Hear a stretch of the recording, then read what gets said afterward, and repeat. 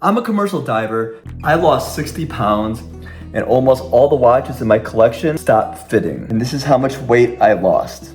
Today I'm telling you what happened, why I did it, and why it cost me in watches. 12 years on the job, mostly underwater construction, welding, cutting, building things underwater. When you think of this work, your body is your tool. Over the last few years, the tool got heavy. My weight was out of control and I knew it. My blood work wasn't great, my triglycerides were high, I was overweight. And I knew if I waited any longer, my blood work was gonna get worse and my health was gonna decline even more. And honestly, my blood work was already bad, so I was already too late. So I made a change. Not for vanity, for longevity. I've got a wife, a dog, a business I'm building, and a lot of life ahead of me. And I wasn't gonna lose any of this over something I was able to control. This is not a fitness channel. I'm gonna tell you what 60 pounds did to my watches.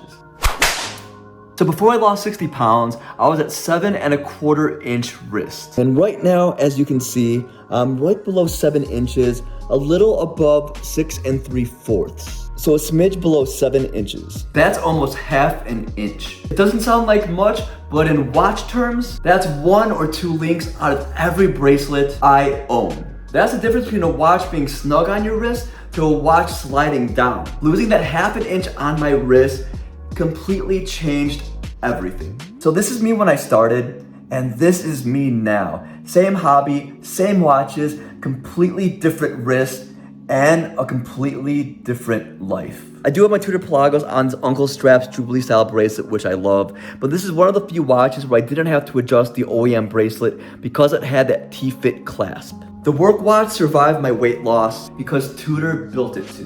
This is the watch I trust most underwater, and the one watch that adapted with me through the whole journey. With this watch being so versatile at 39mm, at a 47mm lug to lug, and it being titanium, it was able to fit my bigger wrist at 7¼ inches, as well as my wrist right below 7 inches. The Omega Seamaster Professional 300M. I've owned 4 versions of this watch, and I've been an Omega fanboy for a very long time. The micro adjust on this watch saved me from having to take out any links on this bracelet. But here's what changed with my Omega Seamaster. This watch was always big on my wrist, but now after losing 60 pounds, it's almost overwhelming. Same 42mm watch, same bracelet, completely different presence on my wrist. It's still in my collection because I love my Omega Seamaster, but after losing all this weight, it fits like a completely different watch. And then there's the TUDOR Black Bay 58.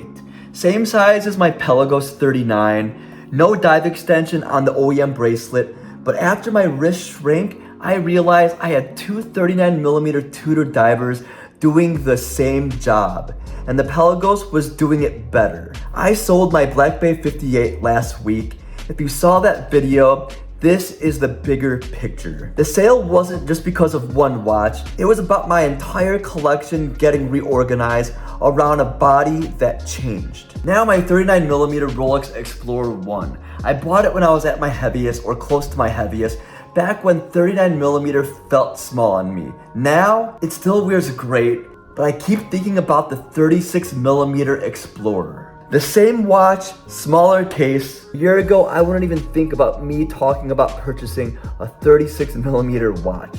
I thought that was an impossibility for myself. I do love how this 39mm Explorer fits on my wrist, but I'm at the point now after losing this weight where I'm actually considering the 36mm Explorer possibly. The weight loss didn't just change my wrist. It's changing the watches I want on it. Here's what no one tells you about losing weight. Your wrist just doesn't get smaller. Your whole perception of watch sizes completely changes. All of a sudden, 42mm watches that used to fit perfect on my wrist now feel oversized. And as a result of that, I started buying smaller watches. For example, the green 39mm Hydro Conquest.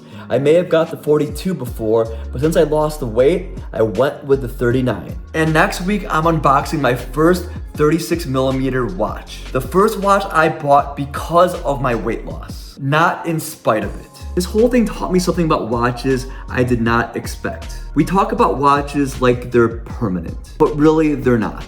They're tied to who you are right now. The wrist they sit on changes, the reason you buy them changes. And watches are a snapshot of your life at the moment you put that watch on. And that's what makes them worth collecting. And that's what makes deciding what to keep so hard. This is video 1 of a 5-part series. Next week, the 36mm watch that changed my mind about smaller watches. Then 1 week in, what my collection actually looks like right now. Then I'll be sorting through every watch, what stays, what goes, and finally, the grail. The watch I've been chasing because of all of this. Subscribe to the channel so you don't miss video 2 that we'll be releasing next Monday. And tell me in the comments down below if your weight ever affected your watch collecting or how you wear watches. And again, I appreciate all of you guys for watching my videos. You guys have been killing it. I really do appreciate every single one of you. And again, I hope you guys enjoyed this video today. And remember to stay humble.